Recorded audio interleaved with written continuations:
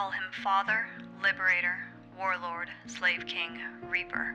But he feels a boy as he falls toward the war-torn planet, his armor red, his army vast, his heart heavy. It is the 10th year of war and the 33rd of his life. Hello, welcome back to my channel. My name is Sandra, and today I'm so happy to have my husband on again, Kyle, to talk about what's going on in the Red Rising Saga. If you are just tuning in, I have previously recorded 3 videos. So we have Red Rising, Golden Sun, and then Morning Star to wrap up kind of the original trilogy. And now we're jumping into the rest of the Red Rising saga with Iron Gold. And it was quite the different book, right? Yeah. First of all, just the multiple POVs, that was completely different. And just how dark this book was, like the other ones, they obviously had some like relatively dark moments, but this one it just felt like at all times there was little to no hope. And not only that, everything was kind of idealized in the first 3 books, right? Like everything is like for this grand purpose of saving all these people, but now you get to actually see the consequences of everything that's happened, and it hasn't gone so great, let's just say. Yeah, this book was the reality check to these lofty dreams and aspirations because they're 20 in the trilogy, right? Like thereabouts. Yeah, that's something I have to keep reminding myself is just like how young everybody is, like in general. Well, not just young, I guess some people are also super old, but Darrow is literally just like a kid running around there trying to save the world. And now he's what, like 30, mid 30s, but he kind of feels like he's 60 years old, or like he feels very old and tired by this point. Yeah, he's a few years younger than we are. I'm like, Yes. the depiction, he's just so old and beat down and over the war. It's been so there's a time jump. We're just gonna kind of go into spoilers. There's been a time jump since the original trilogy. 10 years have passed. He is 33 years old. This book has, as Kyle mentioned, 4 POVs this time. And so we have Darrow, we have Lysander now, we have a character named Ephraim, and then we have who's the other one? Lyria? Lyria. Yeah, and she's like 18, right? A gamma red. For you, because I know you don't read a ton of fiction these days, the original trilogy was first person POV just from Darrow, and now we're hopping between 4 main characters. We also get kind of these almost omniscient kind of perspectives in the very prologue, The Fall of Mercury, which is super disorienting at first, but once you read through it a couple times, you can figure out what's going on. To say a lot happened in like 2 paragraphs is, an understatement. That was just so much, like it was this whole battle of Mercury and a bunch of other stuff. But the multiple POVs, like it made things a little bit slower, I felt like. So one of the big things about the first set of books is that they would do, I talked about it a lot in our last talk or whatever, but we would have the chapter and then there'd be a second chapter, but the first chapter would kind of leave you on like a strong cliffhanger. So there's a lot of forward momentum when you're reading, and the multiple POVs broke that up a lot, for me at least. It did for me as well. We still have those cliffhanger chapters, but then he just splits and goes off to another POV. And it was kind of frustrating at times because this book is about 100 pages longer than Morning Star was. And there's so much happening, but it wasn't about until like a quarter, maybe even a third of the way through, all of the pieces finally start kind of overlapping and falling together, and you can kind of get a sense of where this is going. But it was super dark. Having Lyria's perspective like so early in the book obviously was just extremely dark, and that was showing you immediately like the bad effects of everything that's gone on. So it's like, oh, we got everyone out of the mines and their lives are going to be great. It's like, actually it's terrible. And since she was part of the Gammas, like all the other Reds are seeking revenge because they had this perceived better treatment. I mean, they did have better treatment inside of the mines. So now all of that's getting taken out against them, and it is morbid to say the least. I really liked getting Lyria's perspective because it was almost like getting, I mean, there's some bias in it, but it was almost getting an unbiased, like detached from Darrow and the rest of the main characters from the original trilogy, because it has been 2 years that she has been in this assimilation camp 121, 2 years longer than she was supposed to be there, her and her entire family. And then you start getting introduced to these other factions that are happening. So you have this Red Hand organization that quickly swoops in and murders her entire family and pretty much the entirety of this camp, or a big chunk of this camp, which Yeah, kind of sets things Harmony. in motion for her. Harmony's still the worst. It hasn't come out to explicitly say it's Harmony. She They said did a just lady kind with of, a scarred half face or whatever, so it's 100% Harmony. yeah. Lyria's whole thing has just been all pain, right? Like all bad, all around. You know, she's in the camp, the Red Hand comes, kills her brother immediately, tries to run away, tries to escape, ends up killing like the rest of her family. It's pretty much brutal the whole time. It doesn't get much better. The only thing is her saving Kavix. It did at least put her on a slightly better path, but she's just an extremely jaded character in general, right? Like the person a red, right, is the one that you would think that would get the most out of the rising, right? Like they would be the biggest benefactor. Their quality of life would go up. And reality, what we see is she is still the loser and potentially even the biggest loser in this entire thing. You get her perspective on Virginia or Mustang whenever the new sovereign has her little telecommunications where she's trying to give everyone a pep talk and hang in there and working together to create this new republic and things like that. And she's just not buying it. She's, as Kyle said, very jaded. With the camp getting taken over, this puts her into the employment with the Telemanus family. She saved Kavix and kind of just strong arms her way into him taking her off planet or whatever to go work with him, her and her little nephew that also survived. Blind nephew. Yeah, but now she's like picking up Sophocles shit around, the capital at Yeah. Hyperion City.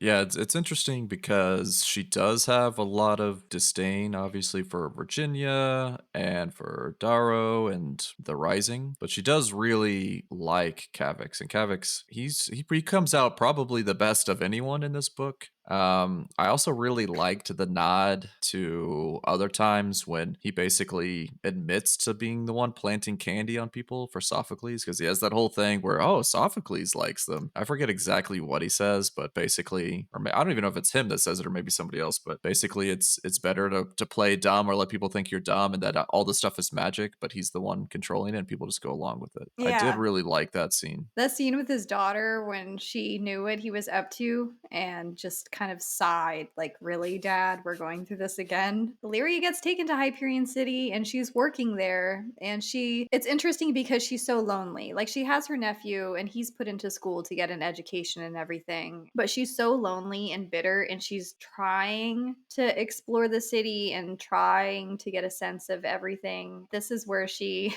kind of has a run in with a character that we're introduced to in the middle of a heist, which that was a strange thing about this book. There was a few heists, and then in the beginning I was like, why are we given this Ephraim's perspective? I don't care. I don't see how this fits in with the main story. He was an interesting one, him and his little ragtag crew. I feel like the Ephraim point of view, the Ephraim storyline, was the slowest and hardest to get into. I'm all for a good Yes. heist, you know, like everyone likes a heist. It was just so detached, like in the beginning, where it's like, I mean, I know it's eventually going to connect to the other storylines, but it just took like a really long time. I will say he's one of the few characters that had like a bit of an arc, or at least it's begrudging arc towards like the end of the book. So I did at least appreciate that. But he's another side of the story showing the bad part. So he was part of the Rising, he was like a son of Ares or whatever. And then we find out he was married to Trig, although I guess but I think they mentioned his name in Morningstar at one point. But we find out he was married to Trig, but we find out basically since Trig has died, he's been super messed up. And he's also been even angrier with Virginia because as part of her like trying to keep the peace, she let a lot of these like criminals go or didn't put them like in jail. So she only put some of them, but let a lot of them go. And that really, really made him angry because it made him feel like they did all this for nothing. Yeah, she got rid of the death penalty after putting her brother to death in the last book. Ephraim, he has a few scenes with Holiday that kind of help contextualize what his experience has been. Also, you kind of get a sense of where Holiday is mentally 10 years later because she came across very much as over it all too. Like our whole main group of people that carried over from the original trilogy are just they want some sense of normalcy, and in Darrow's case, he's willing to do whatever it takes to just make it happen now, very recklessly. Yes, he's just is like, it's been 10 years, got him pinned. We're just gonna do whatever we can just to get this over with so I can go to be a dad, right? Like that's a big theme in this book is children and becoming a parent, becoming older, and how that affects your decision making. And it's something he's constantly wrestling with, right? Like the whole point of the Rising, all of the stuff is for his families, for the future. But he's torn between being a warlord and being a dad because he's like, can I still be a good dad and be the person that I need to be in order to finish this war? And so, yeah, Darrow has kind of like the opposite arc where it's like he starts out kind of favoring the dad part and like really putting emphasis on that. And then, not to jump too much towards the end, but like at the end, it's kind of like, screw it. I can't do the dad part. I'm sorry, son. I'm just going to be a warlord. So That that was a very hard arc to witness. That decision was so frustrating for me because all he would think about in the beginning was getting home to Virginia, being there for Pax. Pax is 10 years old now and he's really into, building motorcycles and things like that. And he's just not there and he feels a lot of guilt about that. And his whole thing for sacrificing a million people to take Mercury and his whole homecoming to Hyperion City for the fourth, what is it called? Liberation Day. Liberation, yeah. Liberation Day of Mercury, and you have like very disgruntled mobs, around the city. He is openly not doing what the Senate said, which is headed up by Dancer, right? Well, he's a big part of it, yeah. But his decisions are causing this divide with his wife, Virginia, who is still the acting sovereign, and just putting her in a pickle to have to balance all of this stuff. Yeah, and he's rationalizing not telling her about all of this because he doesn't want to like hurt her politically, right? So he's like, "Oh, I'll just do this, but I can't tell her because if she knows, then they'll be able to impeach her or whatever." So every decision he makes, he's making it without her help, and we know how that goes from the other books, right? Like the only time it really seemed to work out is when they actually got together and schemed up a plan. And so when Darrow's left to his own devices, it's going to be blunt force trauma is the plan. Which is Yeah, the only other person that was privy to the plan is Sevro, and we know how Sevro's leadership style went in Morningstar with his guerrilla tactics and treating the larger entity as the Howlers when you can't do that at that stage. And so they're obviously hiding something major from the Senate and from Virginia. You learn Sevro and Darrow were hiding the fact that emissaries visited them to try and call for a ceasefire because they have been at war with, is it the Ash Lord? Magnus Grimace. Yeah, he's the father of Moira, R.I.P., Aja, R.I.P., and then he has one remaining daughter, Atlantia. And I think we got like a little glimpse of her in that prologue too, standing in front of a peerless, scarred army. There's just so much mystery too because the Ash Lord hasn't been seen in 3 years. I don't know if you were putting this together early on too, but in my mind, I was like, okay, if he hasn't been seen, either he's dead or like something else happened to him. So there's some kind of twist happening with that and you do see what happened. But before we get to that point, we have to introduce this other character. Darrow's in front of the Senate. He's already in big trouble, right? Because he did this Iron Rain without the permission of the Senate, which, if you're going to, usurp the former person and install a democracy, maybe the first thing you do shouldn't be to immediately act like a dictator yourself and just ignore what they're saying.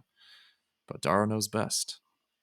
And so he's in front of the Senate. It's this weird kind of mixture where it's like a half celebration, half trial, because they're all excited that he's taken Mercury. But a million people died in this Iron Rain. So it was very costly to actually do this. They're trying to figure out what they're going to actually do going forward. There's all the stuff. People are mad at him. And he's got this very contentious relationship with Dancer now. Dancer is the leader of the Vox Populi, or whatever they're called, which is basically like a group of Reds, like a caucus. He starts talking and is blasting Darrow, and then he brings in the bombshell, Bologna, Mama Bologna. I don't remember her name, Julia? Julia, Yes. And who she hates comes him. in. Yes, of course. Yeah, you just remember her from all the other stories, like just being mad and like being only telling her kids to kill Darrow. It's like all that she cared about. That's the only thing that would bring her joy is if he died. But anyway, she's brought in and then lets them know that there could have been peace talks. The Ash Lord actually tried to broker these, and Darrow and Sevro hid this from the Senate and didn't tell them because they thought it was like a ploy, which, to be fair, it probably was. But the fact that he hid it and then did all of this instead is a huge bombshell. So that kind of really gets all of this going. So yes, he goes with Sevro. They're trying to escape off planet because he's going to get arrested, and who knows what's going to happen. It's going to make life worse for Virginia, and that's really the major plot point that gets this whole thing going. In that process, we were introduced to Wolfgar. I don't know if he was in the other trilogy. Was he? I can't remember, not maybe. Yeah, he might have been. But Wolfgar is an obsidian who is captain of the, I don't know what you want to call the palace grounds. It's not really a palace grounds anymore. He's revered by the rest of the Obsidians. Like he's very important in the Obsidian clan or whatever you want to call them at this Yeah. point. And Darrow accidentally kills him when Sevro comes in to help, when they're in the process of fleeing Hyperion City to carry on with these crazy plans, which just now makes Yes. him a criminal, like to the extreme. Well, this goes It's back just to what I was saying before, where like early in the book, Darrow is still like, I want to be a good dad, right? And so they're running away. He's talking to Severo. They're scheming up a plan of how they're going to escape. And they pretty much have come up with the plan of what they want to do. Most of the Howlers are on board. Sephi and the Obsidians are like, we're done, we're out. And Holiday is like, I'm out. So that's bad already. They know that it's going to be a lot tougher without all the Obsidians. And so they've got their plan hatched. And Severo's like, we got to go talk to our kids. And Darrow's like, yeah, I should probably talk to my kid, right? So he's still trying to be a good dad before he does this. And by going back, that's what leads to the death of Wolfgar because Virginia is there when he's trying to say goodbye to Pax. He's being good to Pax. And Pax is actually like kind of happy until he realizes why his dad is doing this because his dad is about to flee. So now Pax is angry. Virginia is trying to be a good sovereign. So she actually orders Wolfgar to come and stop Darrow from fleeing. And then that leads to this thing where he's like, I'll just hurt all of them without killing them or whatever. And accidentally kills Wolfgar. Wolfgar gets like pushed and he's going to try and stab him through like a shoulder. And instead stabs him right through the face. And guess who watched all of it? Little Pax. it's just death begets death begets death. Yeah. Lorne. They need some Star Trek universe, switch phaser to stun so they can just stun everyone.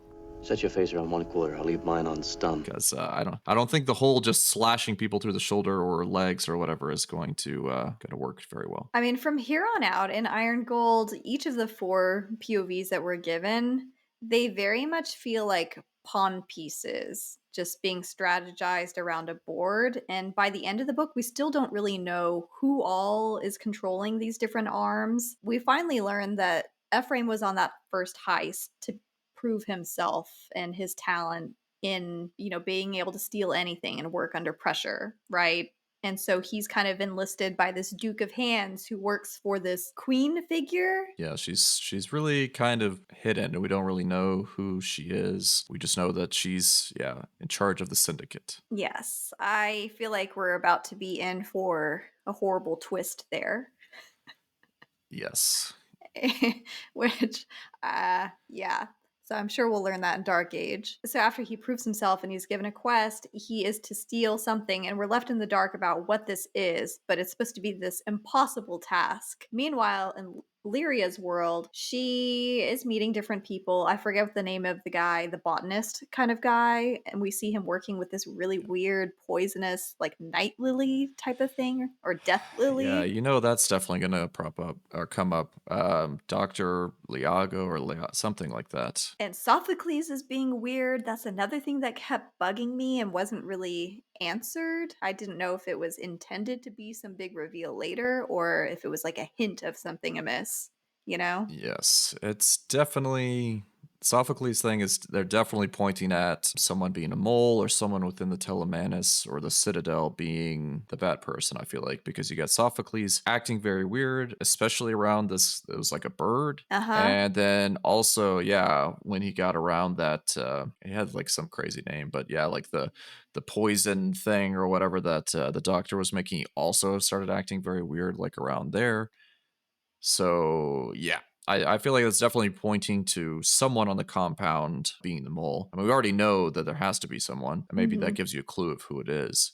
I mean, too many feathers have been ruffled in this 10-year war when this old society was placed. The low colors are supposed to be better. Things are supposed to be better, but it's still they're still kind of like a notch or two below. And then the golds are also mad because obviously a lot of them are lower status than they were before. So it's a bit of a powder keg. This whole situation. So you have the Republic, you have the Red Hand, you have the Society, the old Society loyalists, then you have the Outer Rim folks like the Moon Lords who still want to be their own separate entity. And then meanwhile, you also have Cassius and Lysander.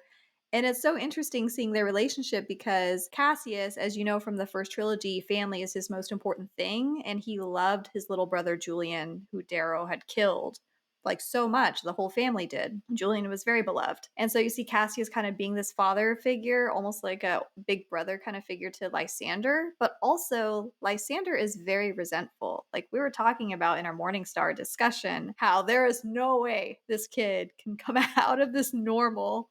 And then you No. see those cracks forming. Yeah.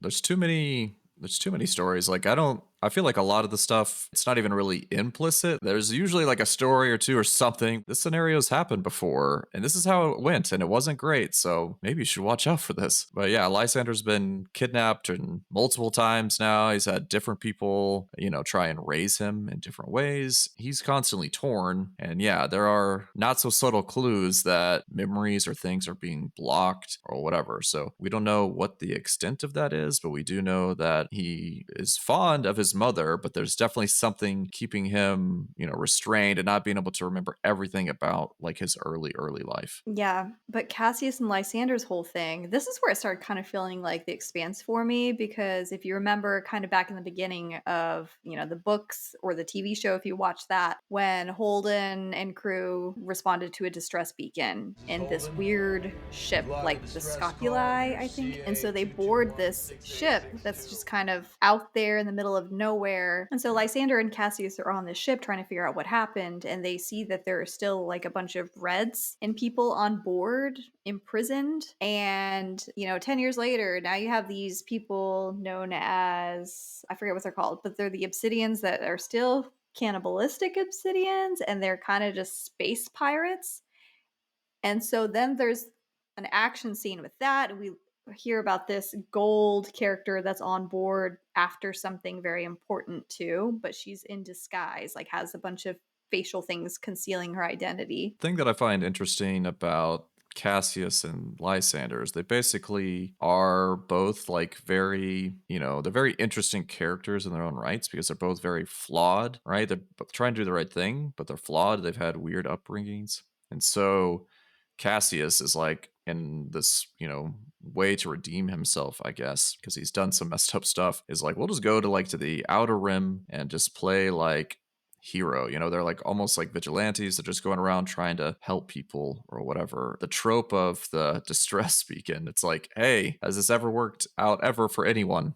No, I don't. Not once has this ever been a good idea. So them going out there was interesting, and Lysander trying to be hero is what causes a lot of issues because Cassius is telling him like, we got to get out of here. We don't have enough time, and Lysander basically is like, okay, you go ahead, and then immediately turns around and goes down like an elevator or something like that. He's also kind of torn. This is also like a the weird psyche thing because he's like, should I save this gold or should I save Or all all these low these. colors? Yeah.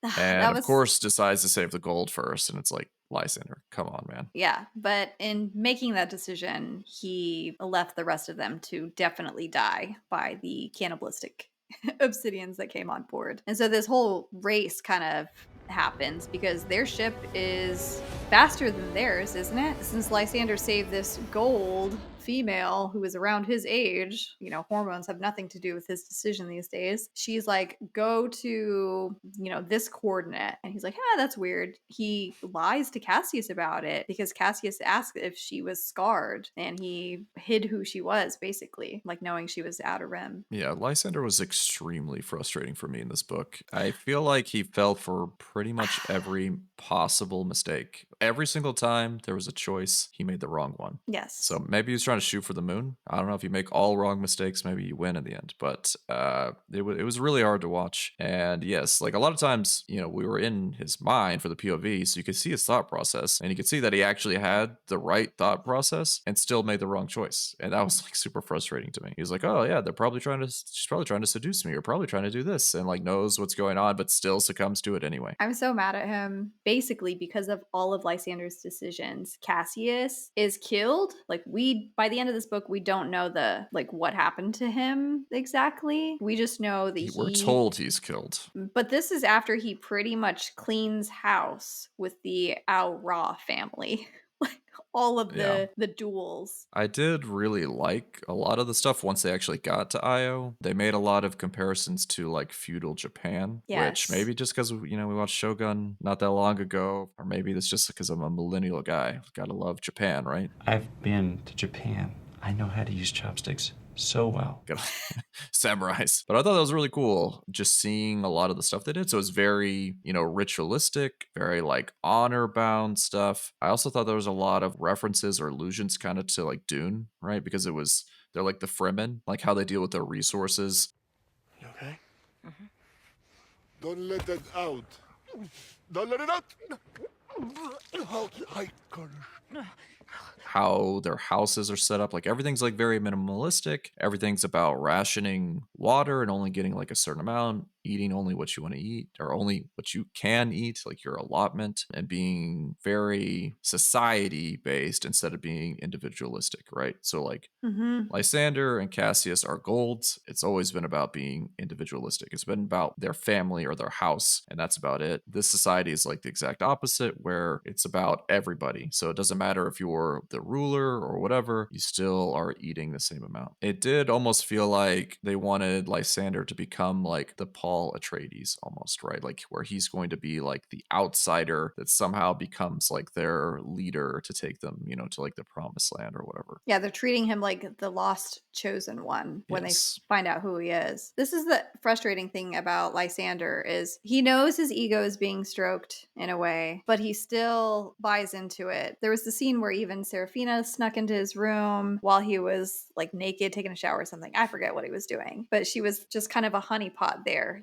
planted by the mom to get him thinking more independently from Cassius. And so this whole thing with Seraphina is her parents are at odds right now because the mom is so sure that what happened to the Ganymede docks was done by the Republic, not by Roke and the former sovereign Octavia. And so she's hell bent on getting the proof that they need to go to war, right? Meanwhile, the leader of the Moon Lords, Romulus, he is very much like we had suspicions in the previous book that he knew what happened. Like he thought it was very strange with some of the comments that he had afterward.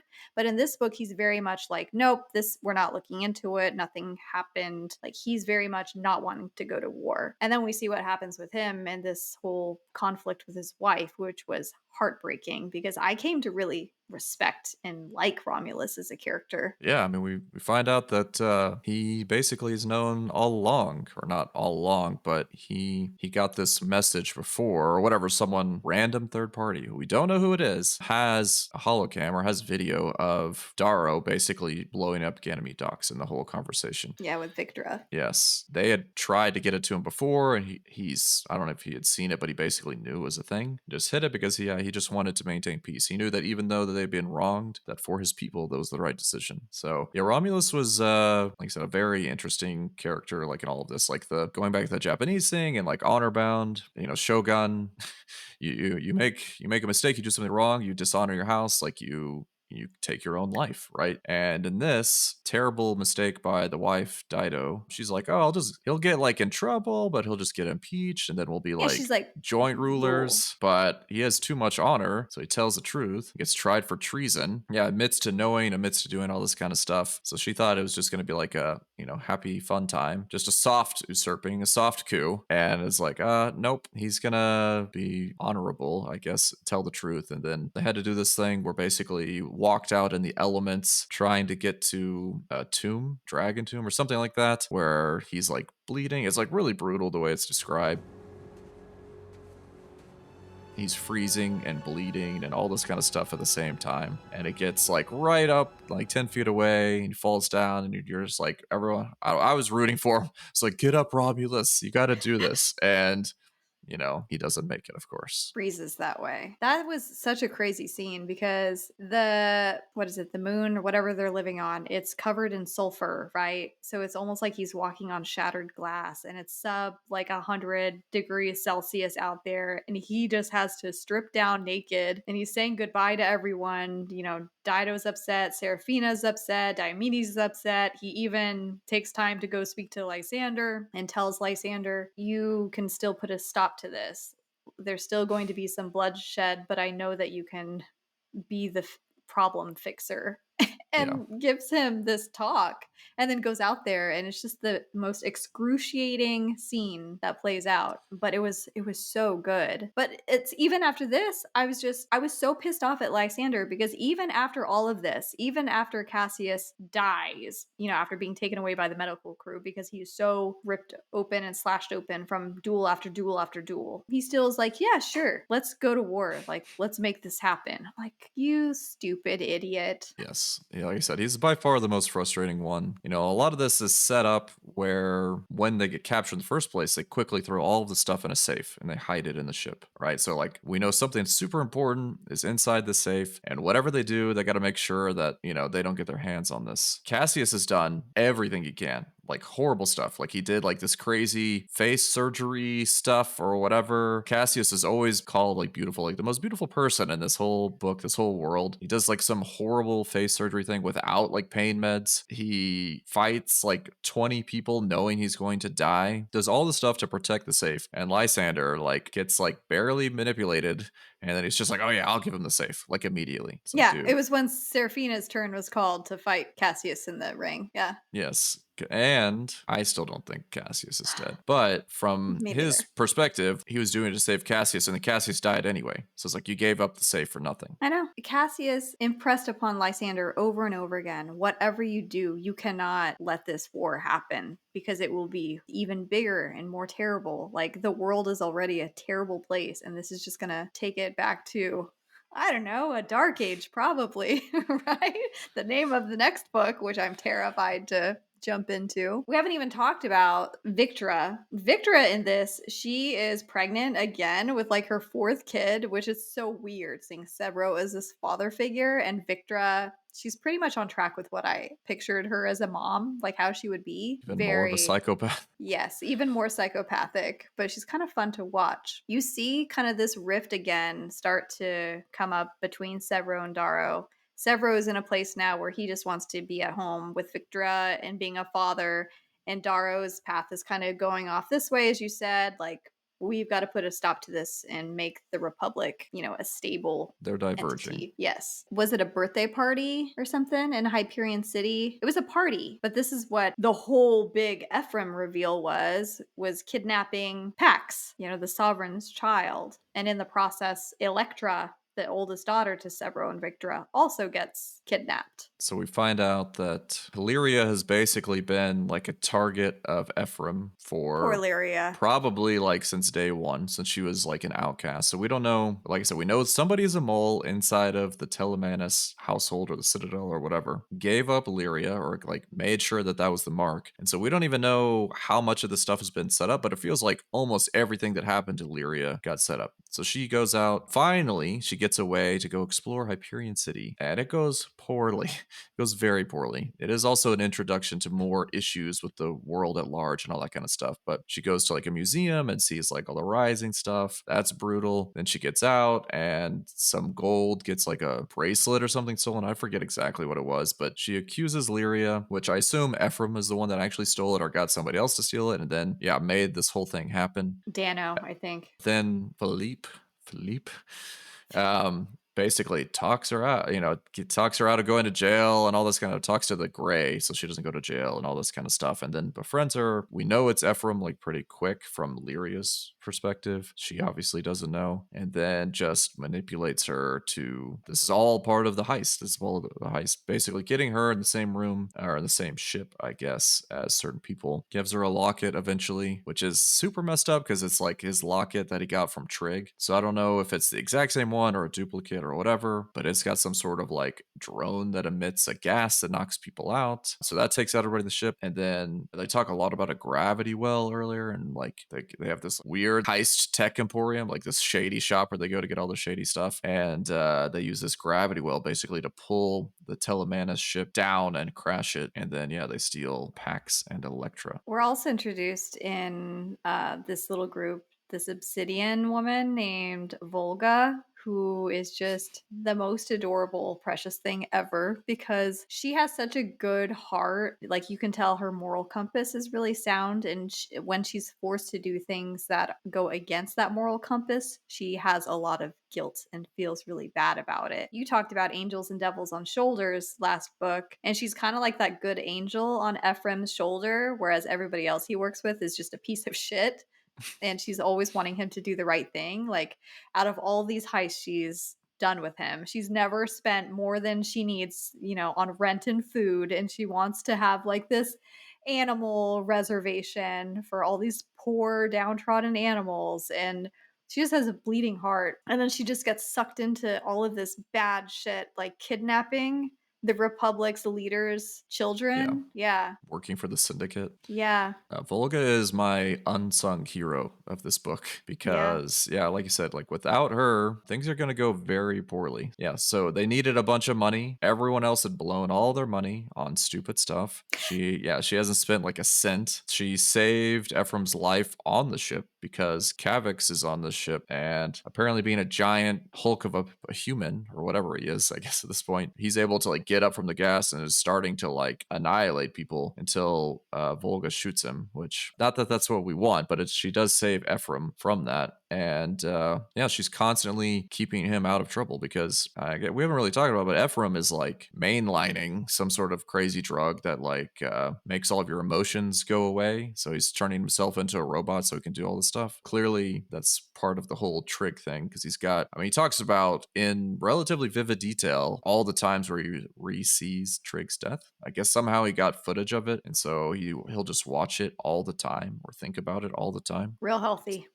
Yeah, so not surprising that he needs to take this drug constantly to not feel things. So she's, always the one trying to pull him out of doing the dumb stuff that he does. I felt so bad for her. I mean, she was a high rated character for me. In a weird way, I really liked Pax and Electra, even though we had very little page time with them. You just get the impression that they're good kids, right? They're doing the best that they can given this world. Of course they're privileged. And I wrote a note down that Electra, there's a scene during kind of this gunfire thing with the Duke of Hands toward the end, and Ephraim trying to rescue the kids back. Yeah. And little Electra ends up being the one to poke her head out and see who all's surrounded. And she counts off how many obsidians that they're facing off and what kind of guns they all have, just numbering them off. And I put she was a deranged Hermione. It's what her personality reminded me of. Wow. She was adorable. Malfoy, you okay? Let's go! Quick! Let's go! Run! Not a word to anyone, understood?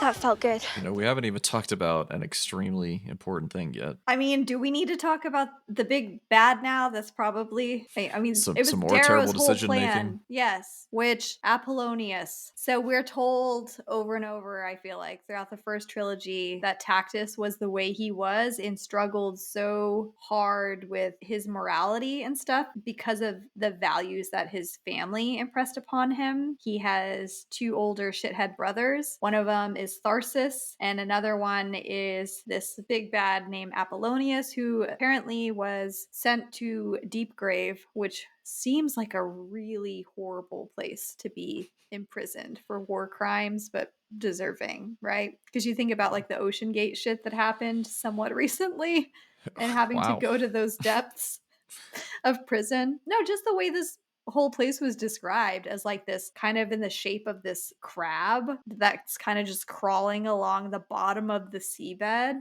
where all these horrible people are kept, you Yeah. know, Surprisingly easy to break into, though. the submarine ride down. Yeah.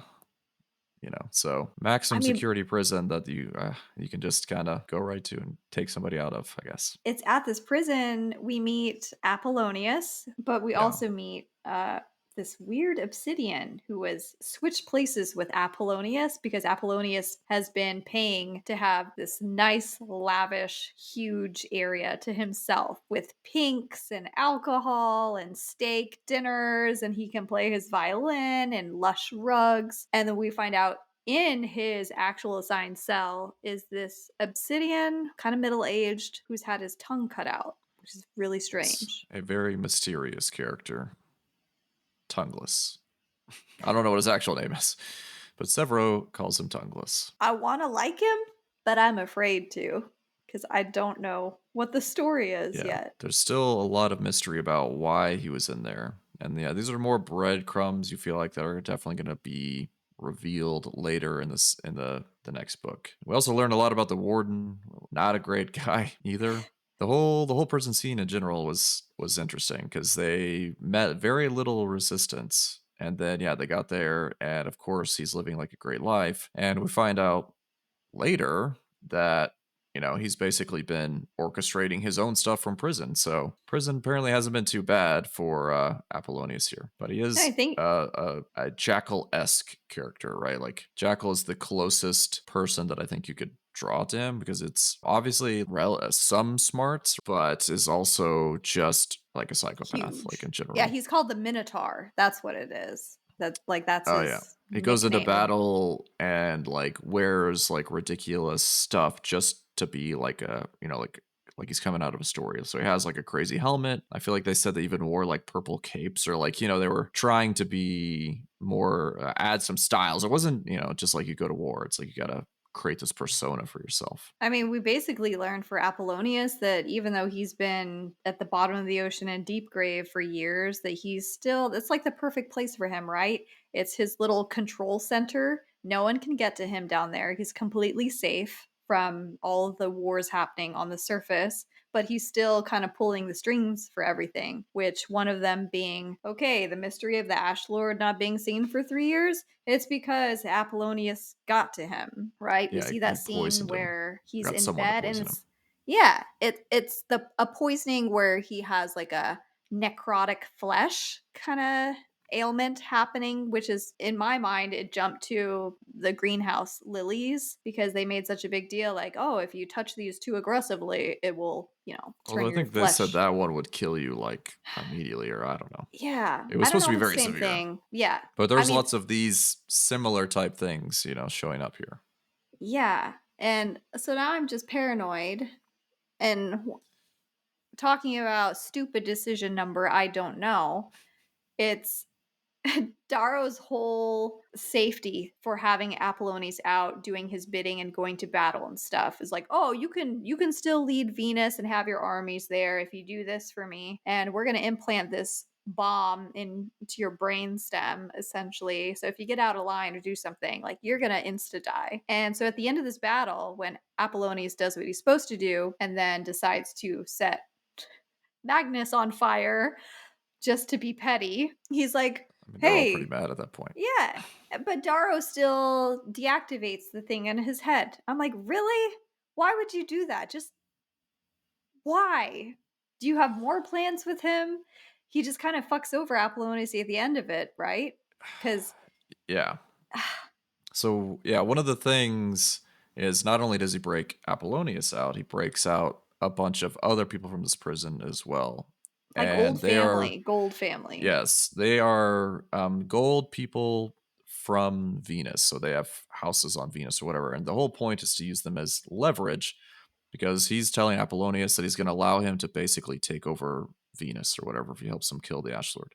We also learned the reason Apollonius is there in the first place is because his brother sold out to the Ash Lord and basically gave him up. So that's how he got to be there in the first place. So he wants to go and get revenge or whatever on his brother as well, because he's let their house, he has this perception of what his house should be, and his brother has let it go to be trash and be taken over by the rest of the houses on Venus. So yeah, we learn that all of this has been for nothing because the Ash Lord was already like on life support. But yeah, speaking of other terrible decisions, the Ash Lord, he goes in and like in a very evil, menacing way, he tells them the entire plan basically before he's dead. Ladies and gentlemen, we're about to begin phase 2 of our evil project. Or is it phase 3? I don't know phases. And then has some sort of like cyanide pill or tooth or something to like try and kill himself. Doesn't think about the fact that maybe it's going to take a little bit for this to take effect. And so he tells them the whole story. Then he takes a cyanide or whatever, and he's still alive, but like slowly, fizzing for the mouth. And then they light him on fire. So it's like, oh yeah, you thought the poison was going to kill you, but actually you're going to burn alive instead. I'm like, come on, you're the Ash Lord, you're supposed to be so smart and so cunning, and yet this seems like a very Bond villain, way of doing it. Obviously, he's not thinking clearly. He's in a very weakened state. I guess, yeah. Isn't he missing, like, he's missing legs and, like, whatever he has. I don't know if it's, like, an extreme radiation sickness or if it is some weird distilled version of this plant or what's going on with him. But he is a little small nub of a human body. You pretty much just learn that the remaining daughter, Atalantia, is the one kind of leading the way for this group of people. There's so many factions of people and different governments vying for power. Yeah. Which is basically the Republic is screwed because you've got the Outer Rim that now has evidence that, Ganymede Docks was like from the Republic, was from Darrow and the Rising. So they're all on board and ready to go to war. Then you've got, the Ash Lord's daughter, Atalantia, who they made a lot of good moves. So they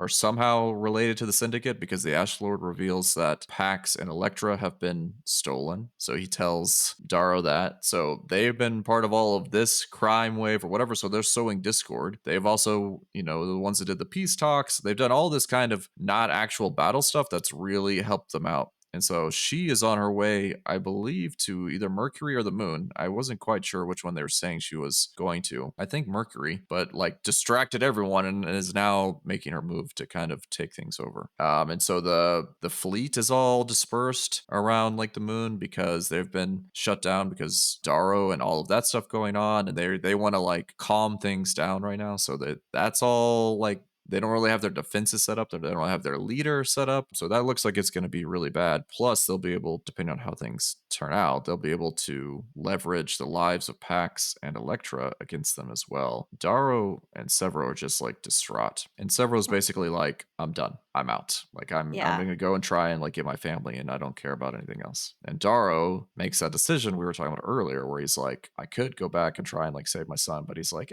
I'll let Virginia do that. She can handle that. I'm just going to go be a warlord. His whole internal justification for that is, there's nothing I can do, that Virginia can't handle. And so I'm just best suited to stay here and rally the troops. This book, you just see where Darrow's recklessness and impulsivity, I guess, got him. He severely, severely crippled and exhausted the Republic army. Yes, with and, they're fucked. Iron Rain.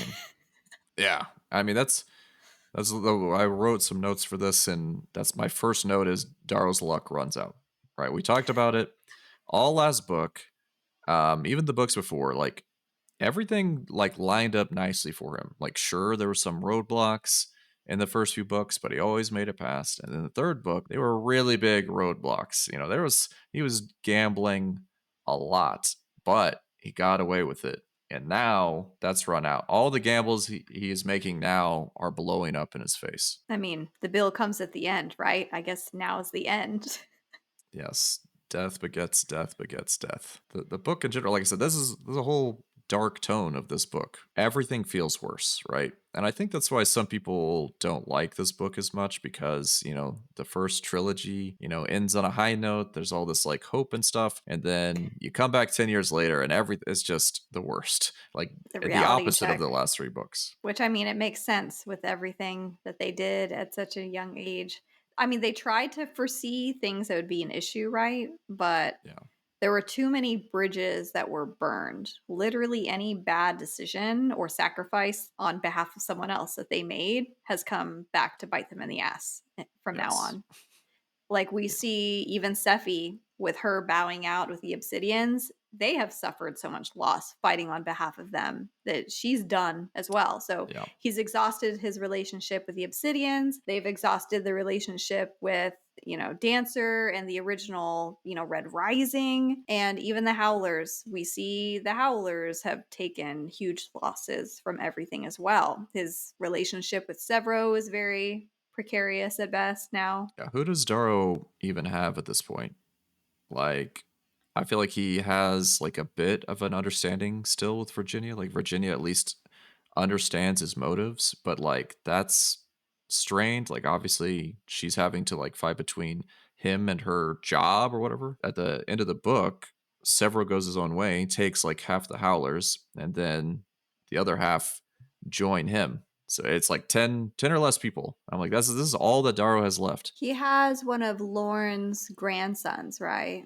Like Alexander. the Alexander, which I don't really trust him. I think he means well, but he still has just so much vanity to him as well as a Well, it feels a gold. lot like Lysander, right? Like, so yeah, it's like has good intentions, has had the training and all this kind of stuff, but you wonder when push comes to shove, are they going to do the right thing? He also has his brother's daughter, his niece. Like she's there as well, but she's still Rana. Rona. Yeah. But she's still young as well and very eager to fight and just use force, which Yep, we know where that gets you. young and dumb. Yes, I think that's the theme of this book since it's almost starting to pivot to the younger generation now, kind of inheriting all these problems and how they're going to handle it is just I Yeah. think there's going to be some repeat like history made over and over kind of problems. Yeah, I mean, we've already, like I said before, anytime that there's like a story, right? Like there is a repeat of it. Like, oh, a child was stolen by a different family, like after a conflict, and then raised, and then it turns out really bad. It's like, where have we seen that before? And then, yeah, like all of the kids or whatever the in this book, you see them starting to form into one of their parents or making the same mistakes or whatever, and you can clearly see like the pattern that's about to happen. But yeah, that's my big thing with the next book. I feel like it's going to be like a changing of the guard. Maybe it doesn't happen until like the end of the next book, but yeah, there's yeah, there's like I guess like 10 or so like kids, I guess. So we've got on all sides, right? You got like Lysander, Seraphina. You've got Atalantia or whatever from the Ash Lord. You got Pax. You got Electra. You got Alexander. Who else? Rona.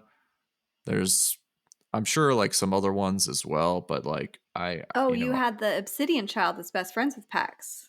Balder? Balder, yeah, Mm-hmm. he's in there as well. So it does feel like I don't know. I've got some bad feelings. Because of the title of the next book and the way things are going, that we're gonna have some major character deaths, I think, in the next book, and then that's gonna lead to, like I said, the changing of the guard kind of stuff. I mean, we'll see. I don't know. I've not looked into the next book at all besides the title, but it just feels like it's gonna be bad. So we're both in agreement. This book, worst character, biggest shithead was Lysander. Yeah, and I don't think it's even particularly close. No, even I mean, Darrow. I mean, Darrow, at least his stuff was dumb but somewhat logical, right? But Lysander, like I said, a lot of times you're getting his thought process where he's like, oh, they're doing this to, he's like Serafina was in the room and he's like knew like what was going on or whatever, at least was like entertaining the thoughts. And what was really funny to me is like he was like describing her before, and it was like, she's not traditionally pretty or like all this kind of stuff. But then like 2 minutes later, he was like in love with her. I was like, come on, man. I mean, you think about it, his whole life he's been on a fucking ship with Cassius. He hasn't been exposed to anyone, I guess. really. He's just like, ooh. It's like he's But like imprinting. Lysander at the end of the last book, right, is young, but is showing like amazing like leadership and all this stuff in like a really hard situation. Like I don't want to go into too many spoilers of the previous book, but like he's like really like doing the best interest for like other people and like comes across as like a very smart and well-reasoned kid. And then in this book, it's like I get a little hormones or whatever, and he's like, I don't care about any of that smart, well-reasoned stuff anymore. I'm just gonna do whatever makes me tingly. I thought that you could sense that with your Like it was so dumb. I just felt bad for Cassius because I was so satisfied by Cassius's growth arc, his character arc in the first trilogy and where he was and then what he was trying to accomplish in this book, and then just Lysander just flushed it down the freaking toilet. Just didn't give a shit. Yeah, I've got Cassius as my biggest loser in this book. Yeah. Because it's not even just the Lysander stuff, right? He's still like moping a lot about Virginia in this book. Oh yeah, he's so hung up on her. Yeah, he does. Like I said, it's the facial reconstruction stuff. They get like a little tortured in this book, right? Like they get like barely any water. He knows he's going to die and like fights like however many people. It was like John Wick, right? Just sending guys after guys after guys to fight him. Yeah, he does all this stuff. It's constantly, you can tell that Lysander is like straying, but he's constantly trying to like reinforce the ideas of what to do and what not to do. And then Lysander just doesn't care. Just does the opposite of what he wants, even though yes, he's technically dead, but I don't think he's actually dead because the way that whole scene was set up. Because originally, there's the coup going on, which I guess is an interesting backdrop of this whole thing. But you still have Diomedes, who's kind of like representing Romulus. And then you've got the other people that are kind of representing Dido. And originally, Dido's people were the ones that were going to take Cassius to surgery or whatever. And Diomedes makes this like big push to be the one that actually takes care of him, to make sure that he doesn't get like killed or whatever. Because they think that if Dido's people get him, they're just going to kill him anyway. So they make this big scene about that. And then just for like 5 pages later to be like, oh yeah, he died. And they say Diomedes went to go get his body because the other people were going to like desecrate it or whatever. So they make all this big scene about him taking him. And then they make a big deal about Diomedes being the one to go get the body or whatever. And I'm like, Cassius isn't dead. I'm scared though about what's going to happen with Cassius, because we've seen that technologically the Outer Rim is very advanced. They've had to learn to be very resourceful given the limited resources that they have. Even their ships are just far beyond anything that anyone else has. And so I'm scared of how, if Cassius is alive, like how that's going to turn out. I'm also just very apprehensive and don't feel great at all about Sephi. And I feel like there's been a lot of hinting about Obsidian stuff and an Obsidian woman in particular. We've gotten a lot of hints about.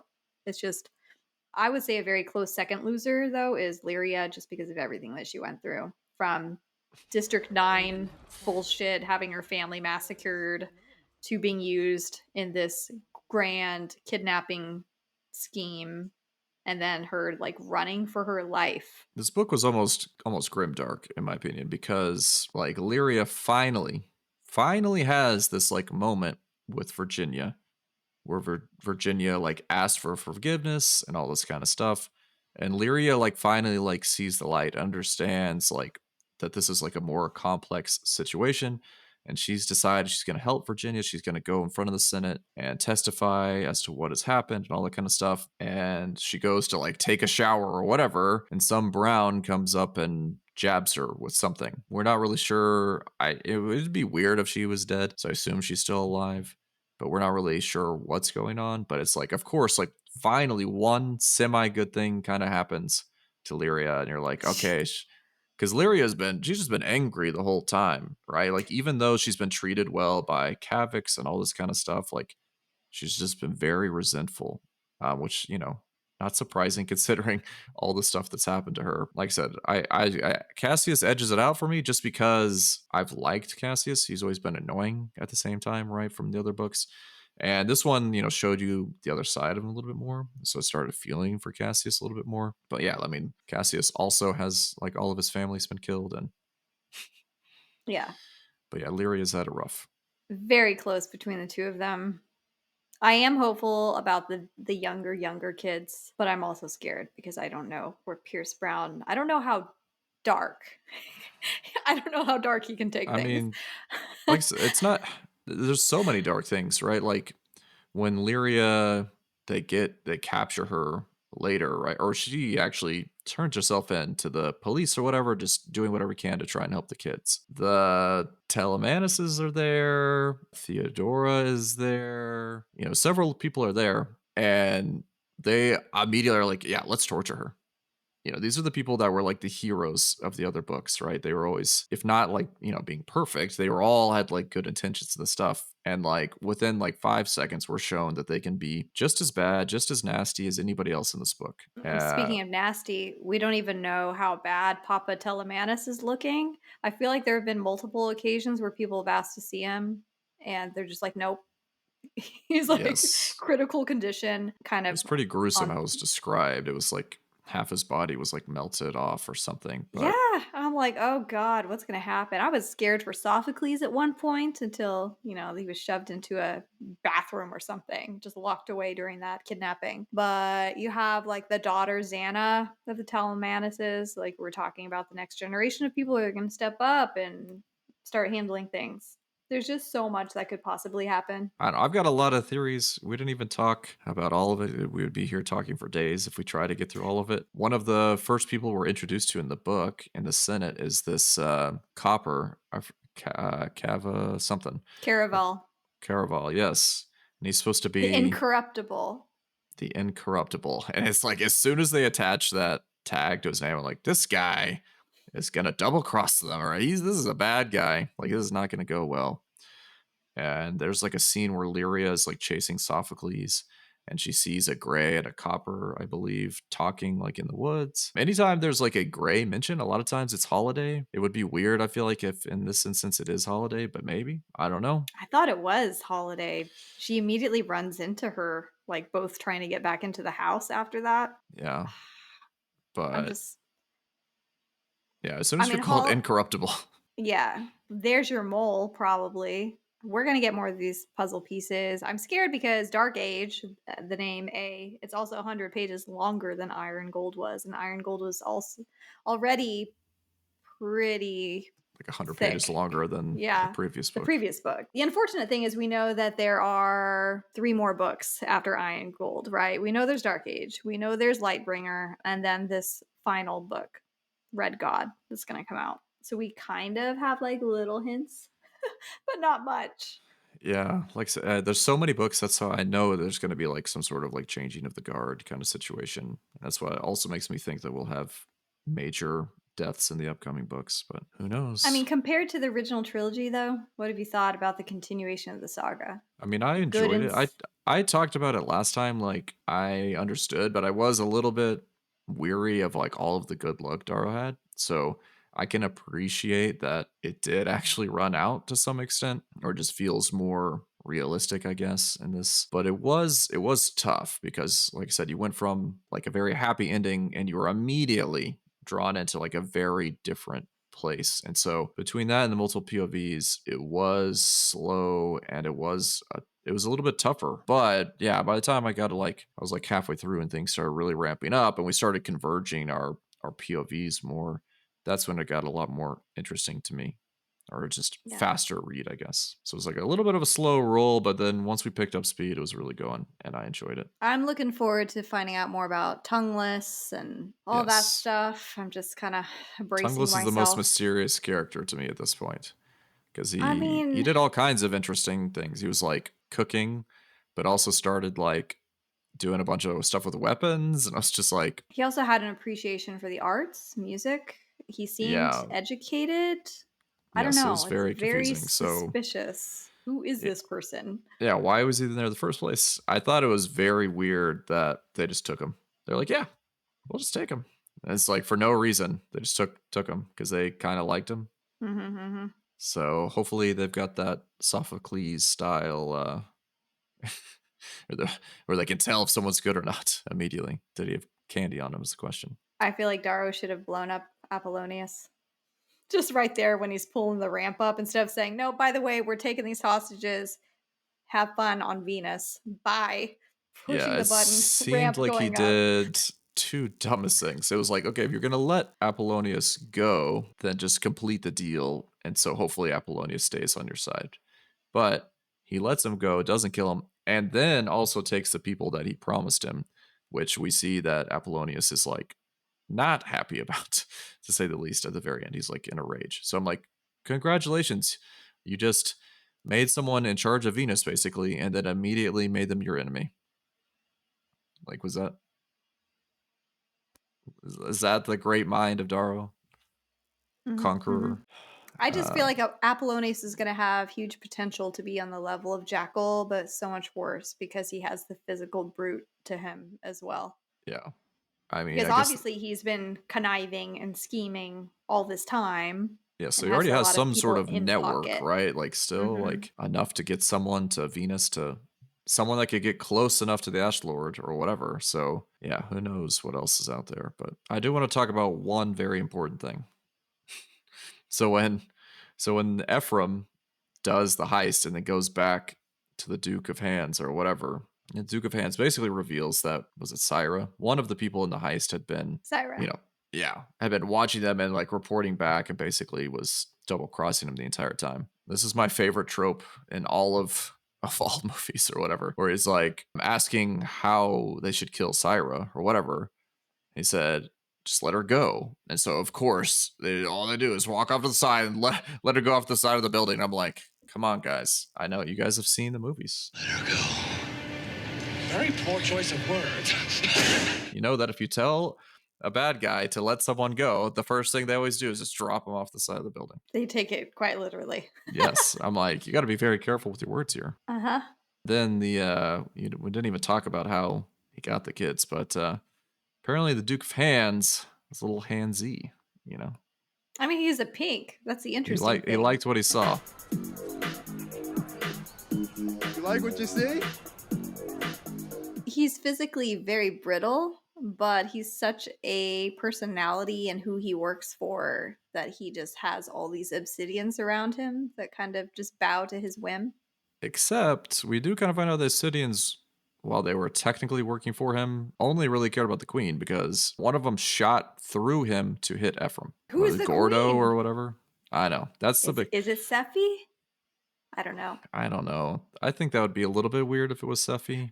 But her mother was known as the Queen of the Valkyrie, right? The Queen of the Obsidians, the Valkyrie Spires, and she's pretty much the new one. Yeah, I mean, obviously they wanted to be a big secret because even when the queen talked or whatever in the book, it was like garbled or whatever. Her face was in, there was like some special filters or whatever added so Ephraim wouldn't know who it was or no. So yeah, that's obviously going to be like a huge reveal. I'm sure it's someone close or whatever. I mean, like I said, we know there's tons of moles, and that's that'll been their be a big problem reveal. since the beginning, though, because they're never like cleaning house every time they take over a fleet or whatever. They're just like, Yeah. come one, come all. We'll just deal with any Just problems whoever. later. Yeah. Well, just the same way that I got the holocam footage in the first place. I'm like, I would just, I'm sure there's probably like something on the ship that records it, but I was just imagining someone with a cell phone recording as Darrow's like, yeah, let's just blow up Ganymede. Just someone, I'm going to send this to... It was the same thing with that pink letting them into the bridge when they got to Roke, you know? The Yeah, pink hiding the behind the other way counter. It's the around. same thing. It could have been literally anyone. So we'll see and find out who. We'll do another 90-minute discussion about this freaking book. I mean, 700, almost 750 pages. The chunker. Are you ready for this? I mean, about to have some downtime, so we'll see what I can do. All right, well. What else is there to talk about? I was trying to think of who my favorite character was. But there were so many people, like Ephraim pissed me off at times. Lysander definitely pissed me off. I just felt bad for Cassius. Darrow pissed me off. Sevro was just meh. I mean, did Sevro like was better than Lyria the a last lot. book. I loved Lyria, but she was just very naive. She came from being, living in the mines to living on an assimilation camp to being thrown into this huge capital city, and she just got used. Yeah. No fault of her own, but it is what it is. I don't even know who the winner is here. There's Probably only two Apollo. people. No, I mean, yeah. If we're talking just like pure strategy or where you started to where you're at, it's 100% Apollonius. But the only people to me, like in our core characters, I wouldn't call them winners, but the only people that like held up to the standard that they had been in the first 3 books were Virginia and Cavix. Because Virginia is constantly trying to do the right thing, constantly trying to be a human. She's not like talking down to people. She's really trying to make it work, right? Like she's trying to do all this stuff. So we don't get to see her a lot in this book, but she's trying to do all the right stuff, stopping people from getting tortured, She spent so much time testing Darrow's metal. Like, are you a breaker or are you a builder? And he pretty much proved that he's a breaker in this book. So I just really wonder how that's going to affect their relationship, their marriage going forward. Yeah. Like I said, I don't know how she really like feels towards him, but she does like when she's talking, she's like, yeah, Darrow was right about this kind of stuff. So she at least understands his motivations. But yeah, I doubt the whole choosing war over your family thing's gonna fly. And then Cavix, like I said, a lot of the Telemanises look worse after this, but Cavix is the only one where he's not perfect. And sometimes like Lyria felt like he was like brushing her off, but like he did everything good. He helped Lyria out as much as possible and was always, doing the right thing as well. So they're the only two. Everyone else looks worse than the books before. Like Victra is like she's like basically like evil at this point. She's unhinged. She was the unhinged, enraged, pregnant lady. Just going to battle in her battle armor with her pregnant belly. Just ripping through a ship. She did like certain stuff like in the other books, but like there was also, she was questioned a lot, all that stuff. She was always loyal. And this one, it's like she doesn't even, when it comes to family, she doesn't care about loyalty or anything like that anymore. She's just, she's getting between, she's like fighting their own ships, like she's, sneaking Browns in to get Lyria. Who knows what other crazy stuff because she's that's doing. what they said, courtesy of House Barca. Which I found interesting to use Sevro's last name. I guess, makes sense, but we'll see. Anyway. We've been talking a lot.